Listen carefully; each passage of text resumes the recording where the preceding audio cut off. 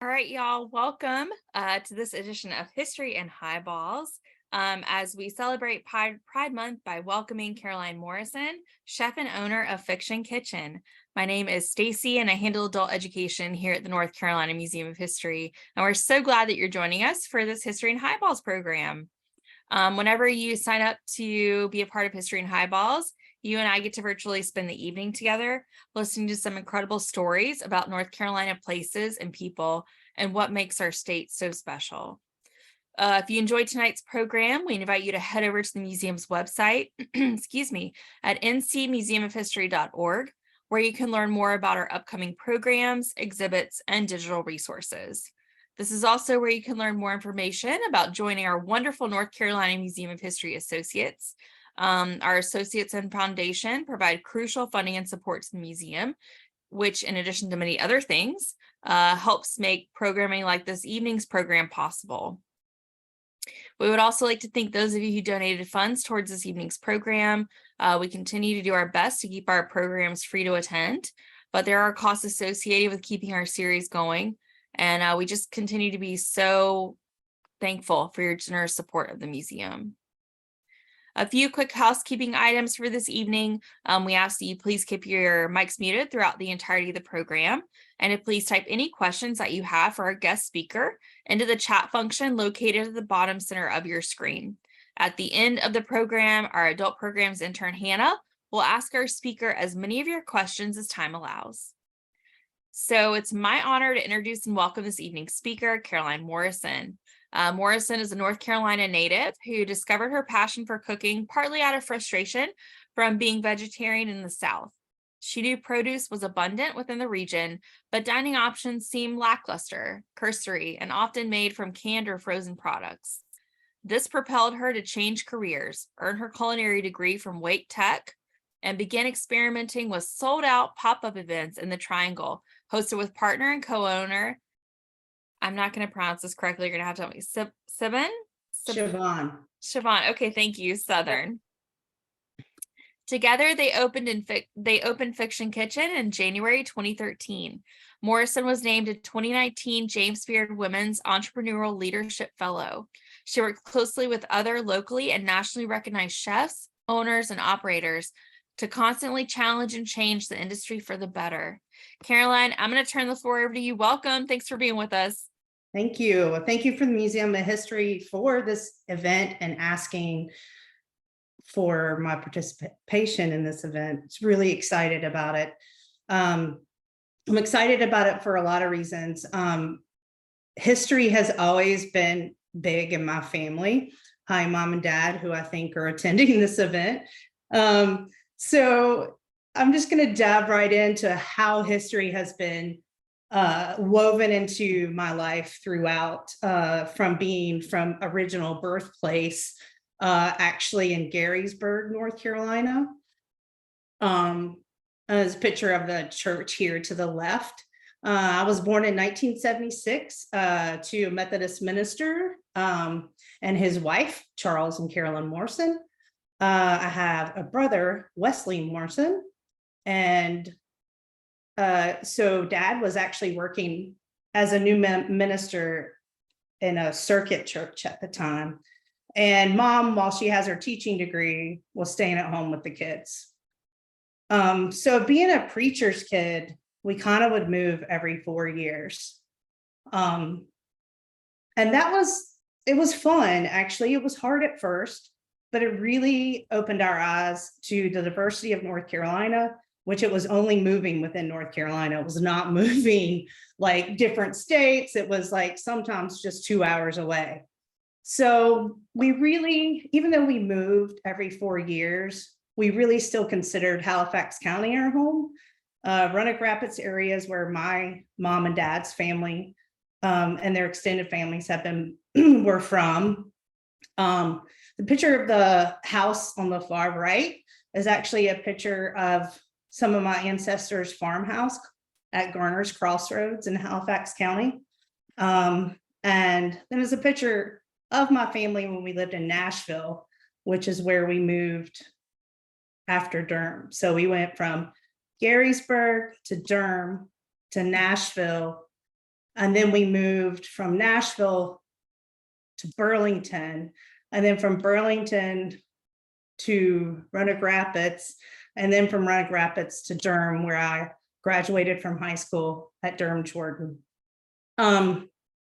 Also, as history is woven into my life, my family was involved in a historic Halifax presentation of First for Freedom outdoor drama when I was young in 1987. And I still happen to have a brochure pamphlet that was signed by all the other people who were in that play with us. So if you've never been to historic Halifax, Siobhan and actually went last July and we had a great time. My brother and I were actually in a brochure when we were younger, dressed up as Martha and George Washington, and I'm scolding him in the brochure picture. It's really cute. So growing up in North Carolina every 4 years, moving, having two parents who had really intensive careers. My mom was not much of a cook. She'll say that as well. However, cooking and farming and preservation of cooking traditions was a big part of our extended family. Also, if you know anything about religion, especially Methodist churches, we are known to have some good old covered dish, some good old covered dishes. So being a Methodist, we would always have like Sunday lunches, suppers, covered dish events. They are also famous for their cookbooks. So the Methodist church tradition, every church would have its own cookbook, multiple years of cookbooks. Mom would like to say that sometimes when I was a kid, she didn't even have to give me a toy. She just put me in the cupboard where I would play with pots and pans or try to open cans with my teeth, obviously. And I remember the picture of the house at the Garner's Crossroads. We'd walk in the back and that's where their canning area was. And I was just fascinated by all the different cans of vegetables and their preservation methods and the different traditions that were passed along within those families. Whenever we got together, family-wise, my aunts were the main ones who prepared all the food. And we have definitely traditions within what we would have at Thanksgiving. We have certain family tradition foods. One's called pink stuff. I don't know if any of y'all have heard of pink stuff. That was definitely a Daltrey thing, which was my mother's side of the family, and other foods that became historically within our family. So also throughout high school and moving every 4 years, not really understanding what I was going to do when I grew up and I got older. And this was before being a cook or being a chef was even really thought of from someone. I would say that we were kind of always thought we were going to go to college. So I had an aptitude for biology and sciences, nature and outdoors. So I decided to go into pre-nursing, which I had seen my mom put herself through nursing school after deciding that teaching was not going to be for her. And I really fell in love with biology. So I went in pre-nursing at Western Carolina University, but I was always searching for something that I felt like I was good at, artistically speaking, something that felt good for my soul, as well as was giving to other people, and something that I felt was beautiful at the same time. And I never could pinpoint what that was for me. My handwriting's awful. I can't draw. I don't know colors. So there was nothing I could do that I felt like was an artistic outlet for myself. I did start having a hobby of photography, which felt good for a while. And going to college, I also during high school, while I'm trying to figure out my artistic side and what I might do as a career growing up, I start realizing I'm struggling with my sexuality and having feelings that are very different from anybody else I knew. The only person I actually told about this in high school was my mom. That's how close we were. But, I still felt like I can just make myself normal. So I went as far away as I could. I was supposed to go to a state college. So I went to Western Carolina University first, the furthest school I could get away, and started really trying to dig into who I was. Soon after that, I was in pre-nursing there. My mom started to get sick and she got diagnosed with multiple sclerosis, and I wanted to be closer. So I decided to come back. They were in Durham at the time, and ended up enrolling at Meredith College, which didn't seem like I would fit in well. It is an all-girls school, and I was driving my father's orange and white pickup truck at that time with a wooden bumper, and working at Cup of Joe in Raleigh. Whereas when I was at Western Carolina, I was working at Wendy's. To go back to say that my first job ever was at Chick-fil-A. So obviously I had culinary knowledge from even high school. So working at Cup of Joe and going to Meredith, I really start to analyze myself.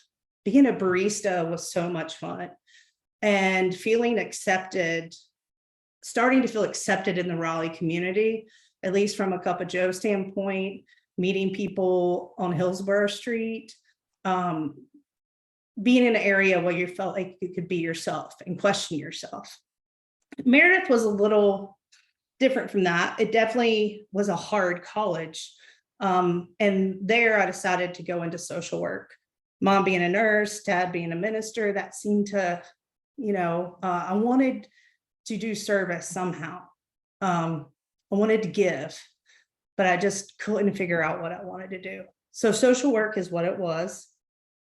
And then as I got into social work, I graduated from Meredith. I was still working at Cup of Joe, and I'm like, okay, I'm gonna go ahead and try this social work thing. So I ended up working maybe a year for the Methodist Home for Children, and decided that I could not bring myself to do that as a career. It was suffocating me. I would take home problems of other people and they would take up my head, and I needed to concentrate on myself. So I went back to Cup of Joe and also started working at Lily's Pizza, which at that time Raleigh was starting to happen with a small culinary scene of things like Lily's Pizza, and the Rockford. When I was working at Lily's, I started noticing and meeting the farmers that the owner, John, then was using.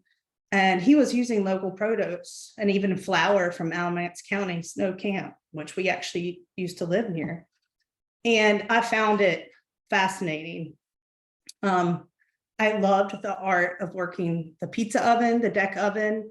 I liked using my mind, my body, all in the same sense.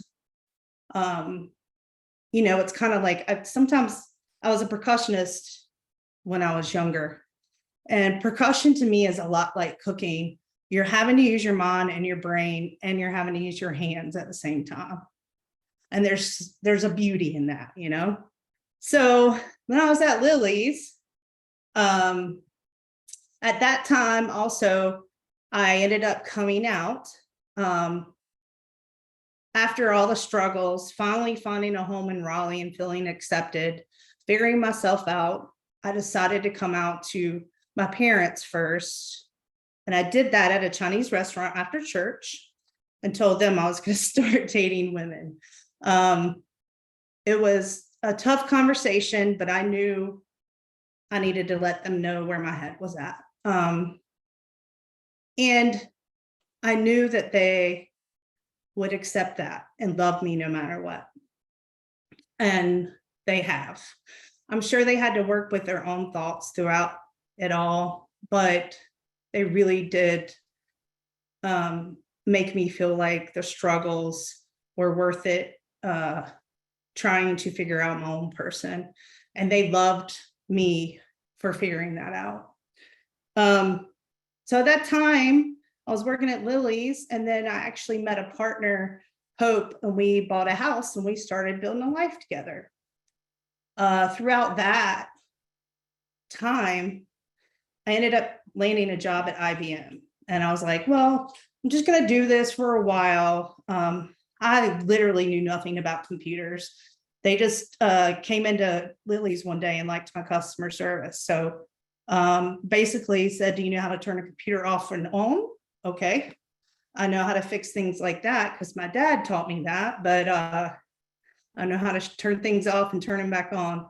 So I ended up at IBM, and during IBM, my partner Hope and I were having dinner parties at the house. I'd become a vegetarian in college, and again, cooking wasn't something that my mother had much time to do. So there wasn't much taught with that, which is a-okay. I totally get it. So I started teaching myself and started liking it way more than I thought, and also ended up having an aptitude for it.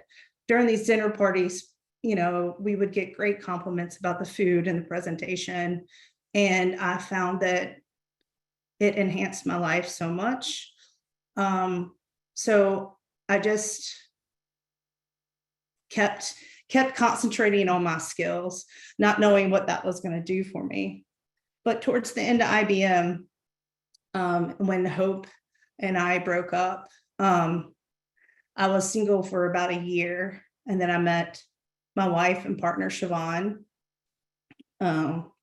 And we really enjoyed each other's company, from traveling and eating. She also was a bread baker at one time, and she was a wedding cake decorator.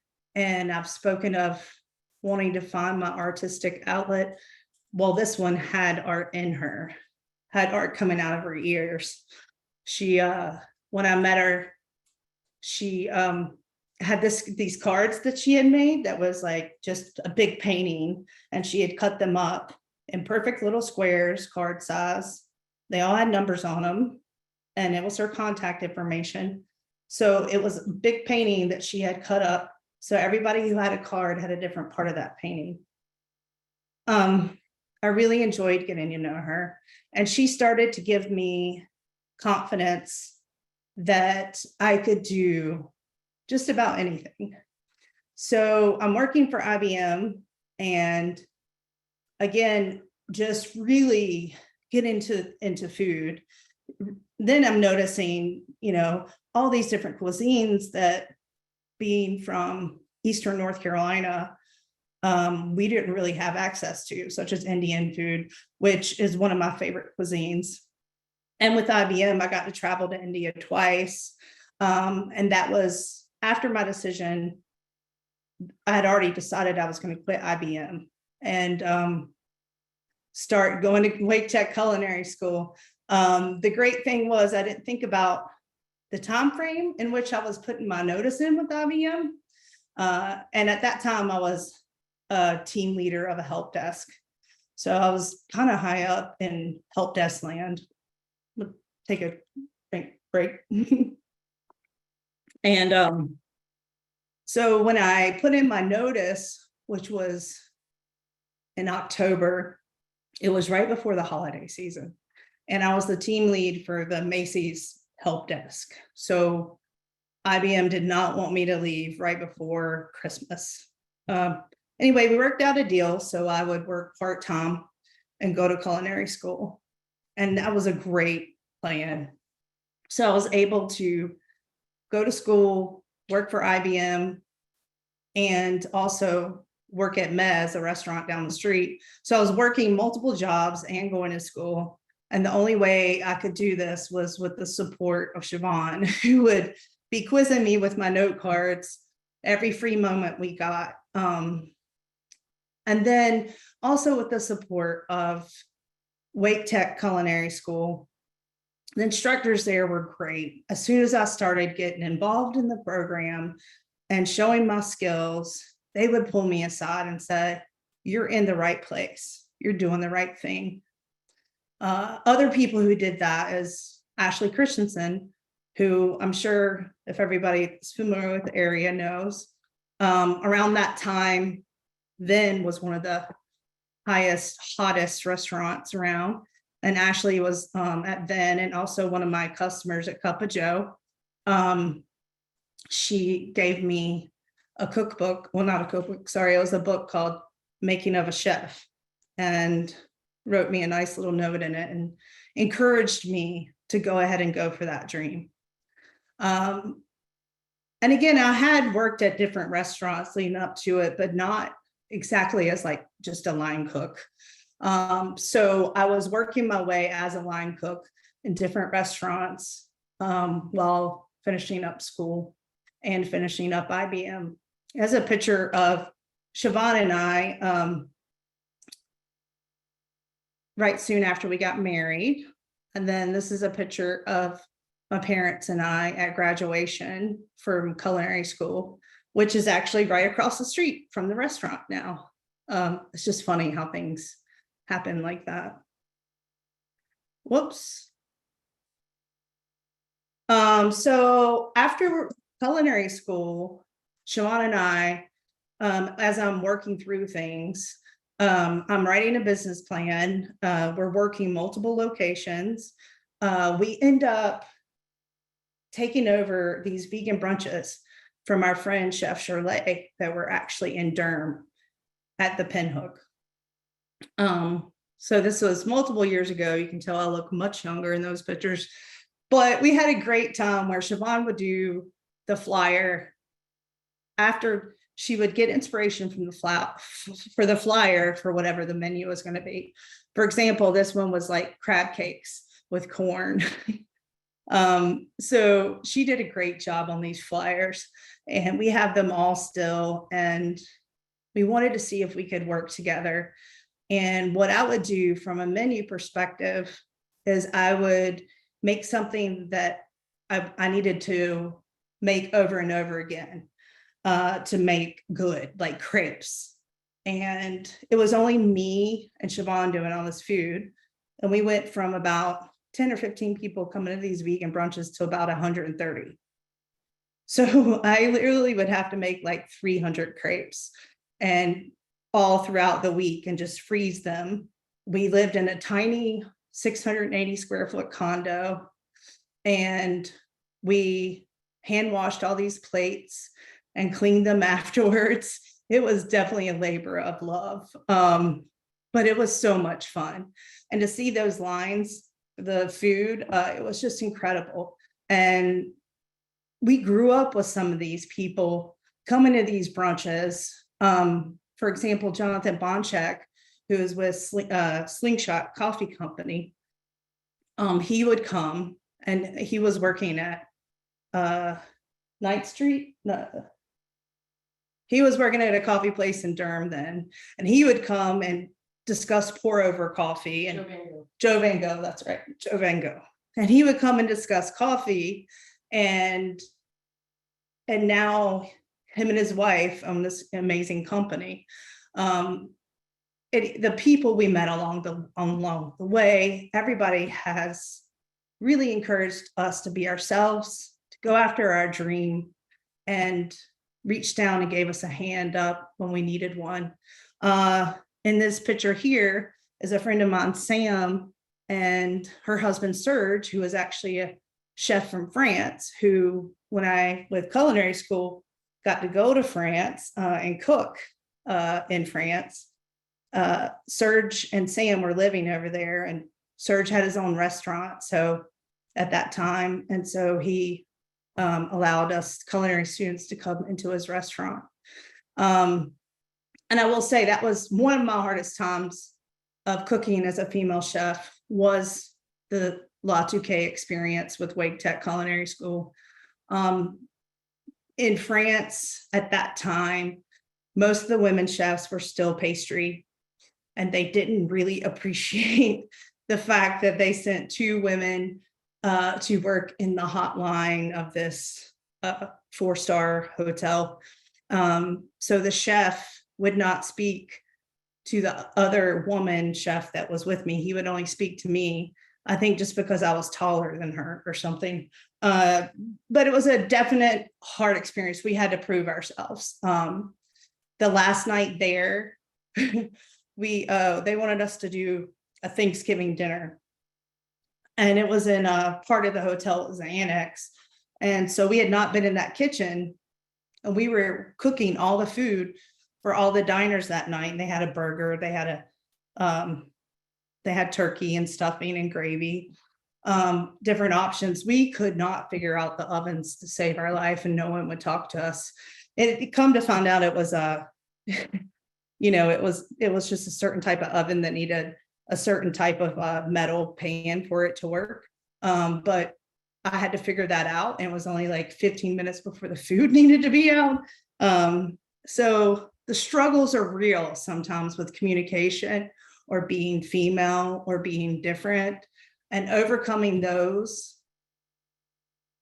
The only way that we can overcome those is to continue to put that hand down to lift other people up that are in those situations.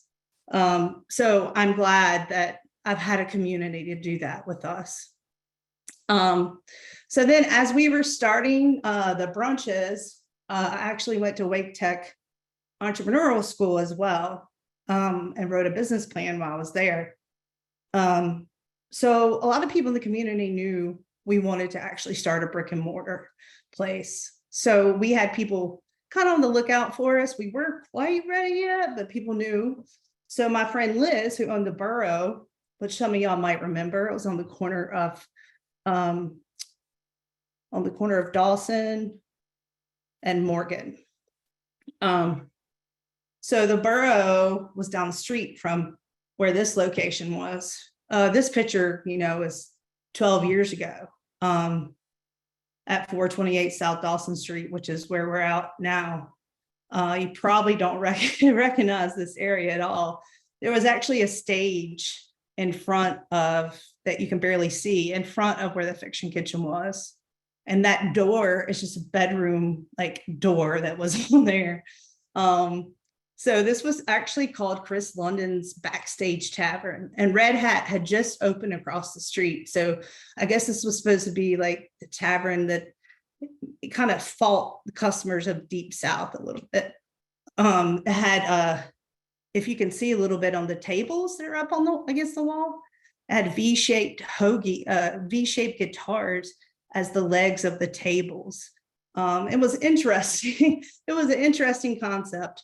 But while we were looking at it, the rent was really good. So we were wondering why this place didn't succeed here. Also, the warehouse district on this side really had some tumbleweeds at that time. So we were taking a risk, but the price was right to take the risk on this location. So we went ahead and signed that lease, and we started making things happen. So thanks to Liz and other people who were looking out for us, we were able to get a 5-year lease for this space. And we got local people involved to help us build this. Again, coming from an art perspective, we wanted to include as much color. I wanted Siobhan's art to be included in it. So she's actually collaged the whole bar top.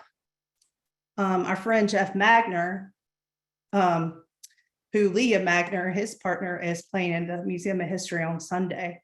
She's a great musician. He did a lot of the interior work for us, utilizing parts from the old News and Observer plant. So different machine press parts were used in the wall that we have in the middle. A lot of reclaimed wood that we used for that wall in the middle as well. Older tables were used. We took that tin ceiling and we tried to give it some love and punch out and keep that as good as we could. And then we also started to incorporate an art wall as part of that would change quarterly or seasonally. And this is our friend David Eichenberger, who actually the wall was there and we let them do whatever they want on the wall. And David decided he wanted to do a mural of a fox. And the fox has a Fiction Kitchen tag.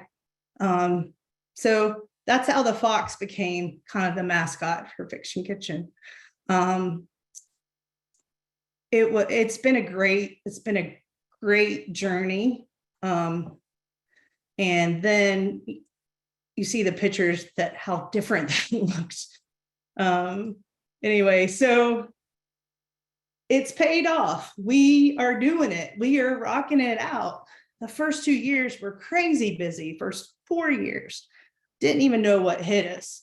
This is a picture of our team. We would constantly get Indy's Best. The first year, we had an award for Best New Restaurant. And then every year, we're constantly getting Best Vegetarian, Best Vegan options. And hard work really does pay off. And this is a picture of my brother and my dad. This is a funny story of my brother's been so supportive of him. And he got a promotion. He lives in Goldsboro. And he said, Caroline, I want to serve your barbecue at my promotion in Goldsboro. And I don't want to tell anyone that it's vegan. So he had over 100 people at his promotion party. And we did not tell a single soul till after they ate, they were eating vegan barbecue. And some people even asked where the pig came from. So we feel like that is a great story, knowing that, Goldsboro is definitely in the middle of hog country. And so this comment of hard work does pay off, but sometimes it is backbreaking. So I ended up having to have emergency back surgery 3 years ago or so. And that's the comment behind that. Because during the first few years, Siobhan and I were just working all the time, maybe the first 7 years even. I'd go in for prep. I was even doing payroll prep and working the line every night, not having much of a life at all. Watching my brother's 3 kids grow up and not being able to spend time with them. It was tough. So having these relationships with other chef and small business owners has helped me realize that balance that's needed to keep yourself sane and physically fit, especially for this type of job that is a physical job in itself. So moving into maybe the plateau right before COVID, I was selected, and I know they mentioned this at the beginning, to be a James Beard Well Fellow. This is a women entrepreneur leaders. And this is when I finally started feeling like, oh, people are recognizing that vegan and vegetarian chefs are really chefs too. For so long in the South, any event that had chefs at it, they were like, oh, it was all meat centered and we couldn't be invited to anything. So Fiction Kitchen, I feel like, really helped bring that to the forefront. And now we're at events with some of the big hitters, and our food is seen as good food. And that's what our goal was. We want to be known just for delicious food. So the James Beard event that I went to was fantastic. It talked about how to be stewards of our industry, how to foster a great workplace, how to change the hospitality industry for the better, which certainly needed to happen. And towards COVID, started to happen a lot in our area. As businesses were put under a much needed microscope for the climate that they taught in their business. Changes needed to happen. And I was happy to be part of those changes as they did happen. Then moving into March, we actually were, this is March 2020. We were actually some of the last people to cook at the James Beard House. And finally, we made tofu ham at the James Beard House, which is pretty awesome. It was called New Voices, and it was a group of 2 other women and me that had gone to the James Beard Well Foundation through that program. One of them was Katie, who has a restaurant right outside of Charlotte, and then another owner, operator of a restaurant in New Orleans. And it was a great time. It was also really hard because it was soon after my back surgery. And then we started noticing what was happening in New York. And New York was empty.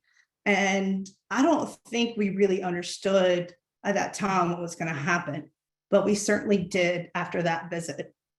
I got on the phone with our landlord right soon after, and I said, something's going to happen. We're all going to get shut down, and we're going to need to figure out how to survive. So then at that point, I added this picture of my Halloween costume because I felt like we were all in a pickle during this time. And we had to learn how to take advantage of being in a pickle and make it taste good. I love pickles. So that's one reason. That's also a reason. I mean, I'm going to claw my way out of anything. So our staff learned how to survive. And then I started realizing that everything that had led up to this time, every job, anything that I had done, including IBM, had helped me at this point make Fiction Kitchen be able to survive the COVID epidemic. There was no way that if I had just had chef training, that I would have known how to apply for or work through any of those grants that we needed to be able to navigate unemployment with my employees, to be able to ensure that they had food during that time. All of it helped us survive. And it was not easy. And we started asking ourselves, how can this location continue? Now, we never did takeout before COVID, and now it's still 20% of our business. And Dawson Street's not exactly the easiest street to park on to come get your takeout food.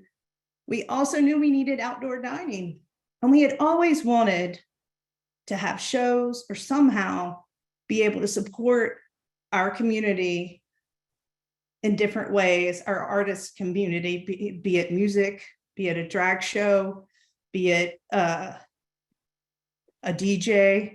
We could never figure out how to make that our little spot work for that. It ended up being all about the food, which was also okay, but we really want our ears, our eyes, and our mouths, all of it to be happy. So we wanted to surround ourselves with more art. So I started looking at, we're going to have to move. We're going to have to move to make this last. So we started searching for a space, and we found a space that has outdoor parking. It's going to have outdoor dining, and we're going to have more space on the inside. Knowing that Gateway Plaza is, it was a kind of outdoor shopping mall plaza from the 70s. Maybe late 60s. And now the new owners, Loden Properties, has taken it and redeveloped it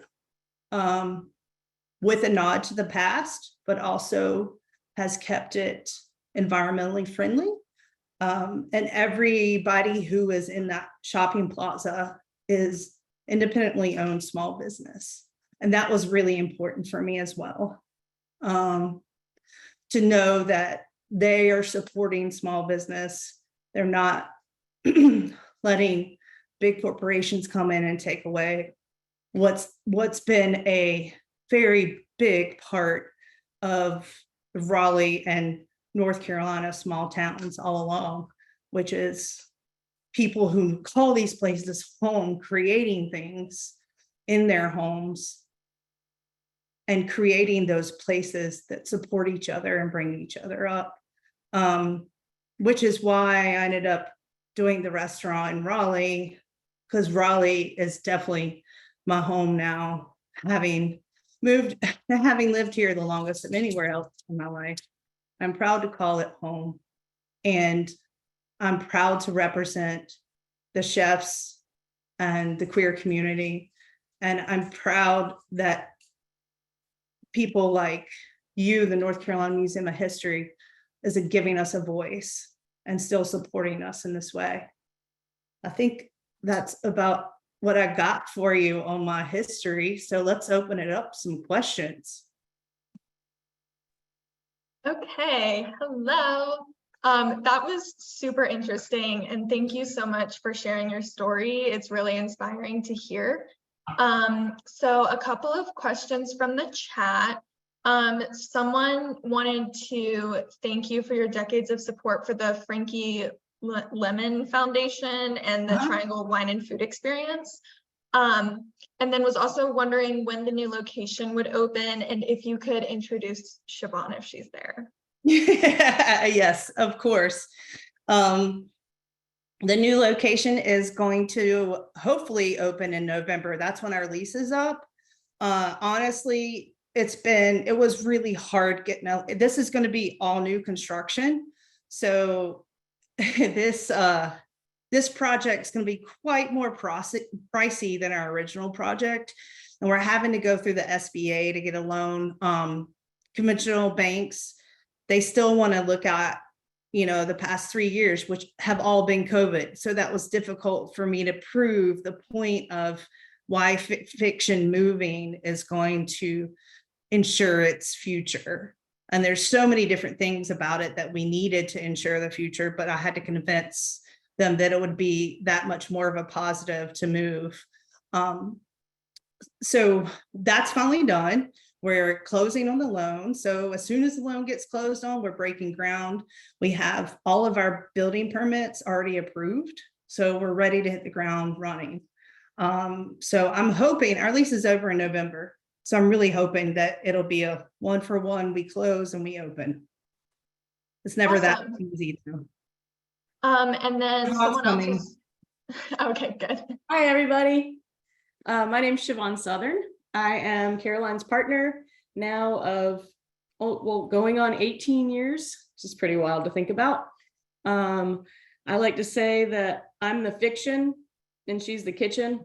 So yeah, the artwork and that kind of the vibe, back when we were doing the pop-up brunches, like Caroline said, I would do the flyers, whatever theme we would have, I would make like a 4-hour playlist of whatever theme that was. So if it was like French food, it was a lot of, chanteuse, let's say, but I like to just let Caroline's food speak for itself, but I try to be the one that kind of mindfully lets that shine. It's the worst thing ever if you're putting a lovely meal on a dirty plate.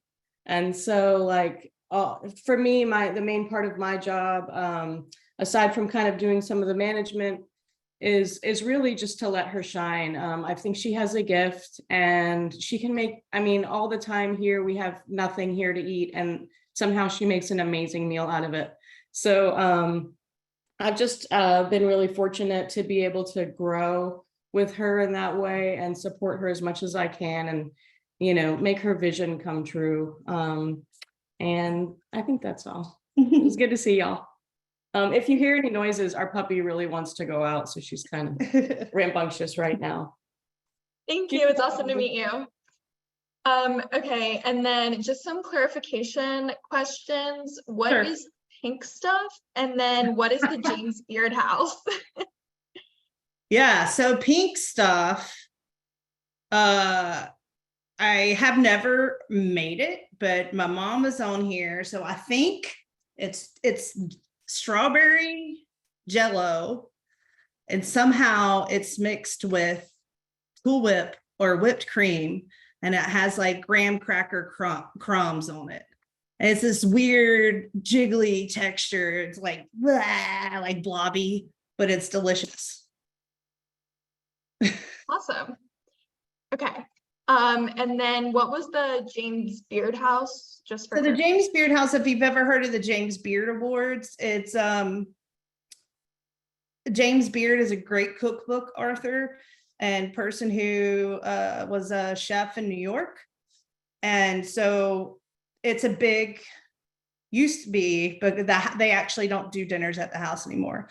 But if you're invited to cook a dinner at the house, for a chef, it kind of like feels like you made it. Awesome. Okay.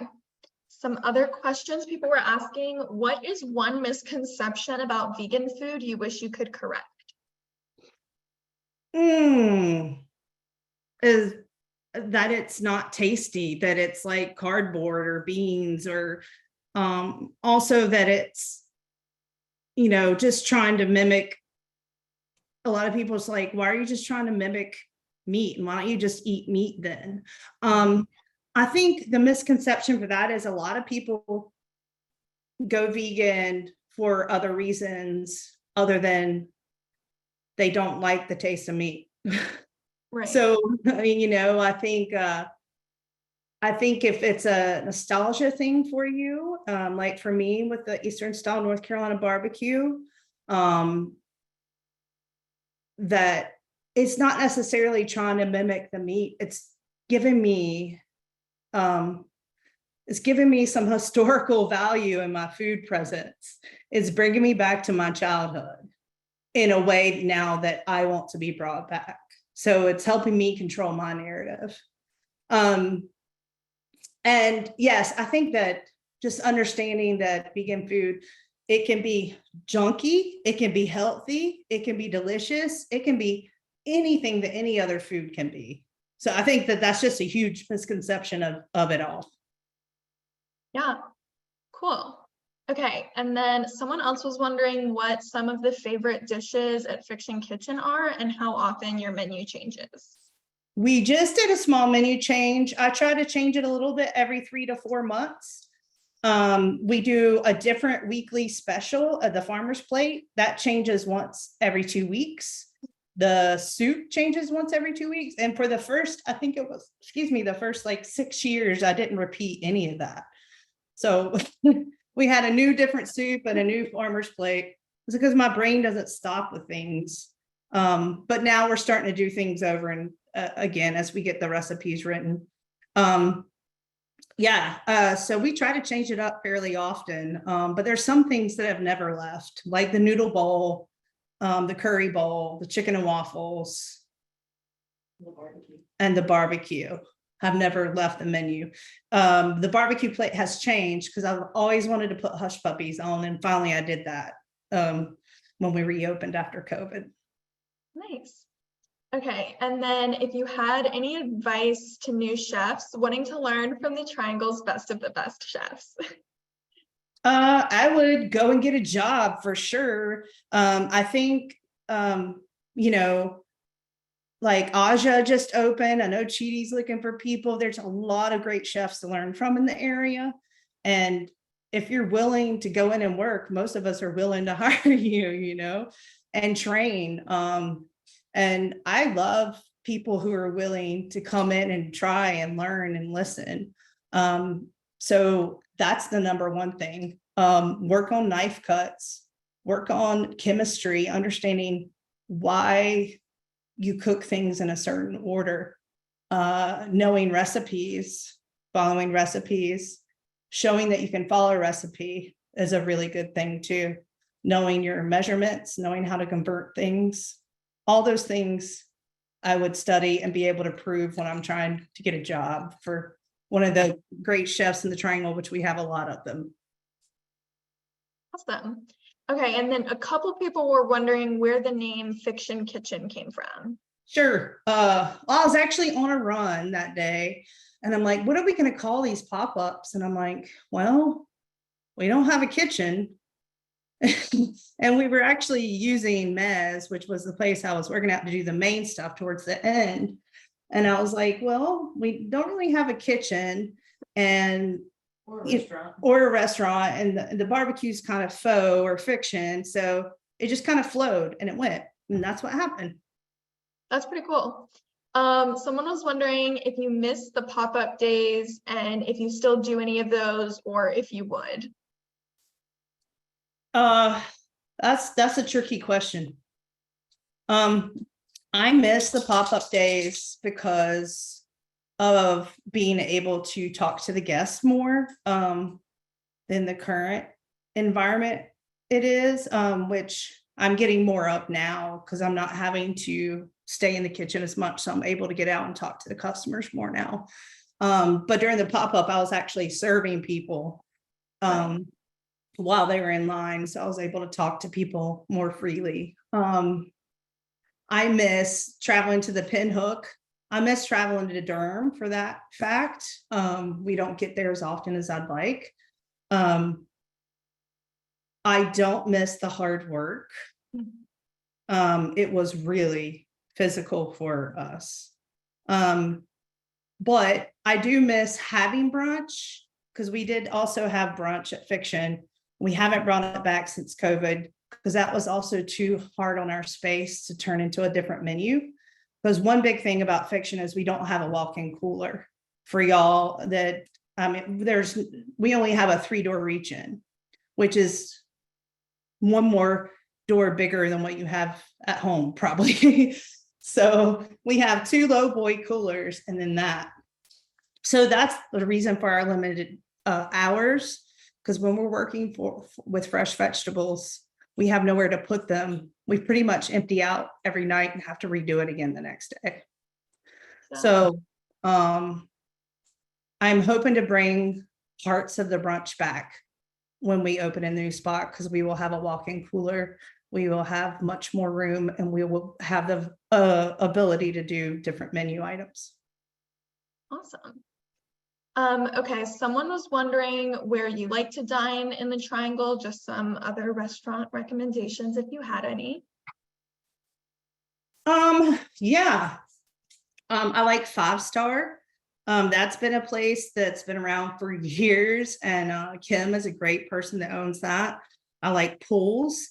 And they do have Pools does have a vegan plate for those who are watching if you're interested in that. I like where else do I like? Capital Club for lunch. Jake is great. We were able to go to Ajo and they just opened last week. That was a great experience. And we don't get out often, honestly. Stanberry, I call them the antithesis. They're like our meat brother. It's they got a lot of tchotchkes and the place is so cute and small and they're so much fun, but they don't have very much vegan options. But they are great and they will throw together something for you. Oakwood pizza. Oh yeah, Oakwood Pizza. Lily's Pizza still. Schwan Cafe. It's over Schwan Cafe. Their cabbage is incredibly good. So are their scallion pancakes. I said that, and Kebab and Curry on Hillsborough Street. Okay. Yeah. Okay, and then someone else was asking, when you were talking about changing the hospitality, restaurant and industry vibes, how would you say you did that? Well, one, we got rid of shift drinks. So there's no hanging out after work, drinking together. We increased the food credit. We've increased the pay. We still haven't been able to give benefits, but we're looking into different ways of doing that. We have a no harassment policy. We looked back over our handbook to make sure that we're keeping in mind the philosophy of our restaurant. And that does incorporate the happiness of our employees. Doing check-ins with the employees, thinking about physicality of their job, offering to help with shoes, or we've bought them aprons now. Due to my back issue, I don't like to wear aprons around my neck. So we bought everybody aprons that cross in the back so that nothing's hanging from the neck. We cross train, so you're not having to work one station all the time, which I think is bad on your body and your mind. So that way, if someone shines at another station, they just don't get stuck there, which seems to happen sometimes, which is boring, but also can cause physical pain for people. Okay, and then sort of piggybacking off of that, someone else was saying that they had a friend who worked in the food industry for years, but is now pursuing a different career because they got burnt out from the harsh working conditions and low pay. So I think you just answered this part. Do you have any thoughts on what the food industry can be doing better, but then also how we as customers can encourage that change? I think, we definitely have had people make comments about the cost of their dinner. And as the cost of food has gone up, and I think everybody sees that at the grocery store, but think about like what we have to do. We have to get that organic broccoli, and we don't just get it in bags, that we don't just open a bag. We have to then clean it, wash it, clean it, cut it. And so every part of that is paying someone as well as buying that product and paying for it from a farmer that you're paying and hoping that they're making a living wage as well. So I think the big thing is, if you can't afford to go out, then maybe just stay home. Or if you can't afford to tip, then think about that. But if you can, please do, and do it often, and realize that it's more than just the food that is baked into the cost of what you're buying. And there's people involved. And we're cleaning up after you, and we're packing it up for you, and we're doing it with love. So we hope that we get to feel that back. So I just keep it in mind that there's people involved, and be courteous to your servers as well. We had, some issues after COVID. People were just rude sometimes, and that's hard. That gets burnt out on the front of the house a lot. Okay, thanks. And then someone asked what you think an underappreciated vegetable is and what you like to do with it. That's a good question. Underappreciated vegetable.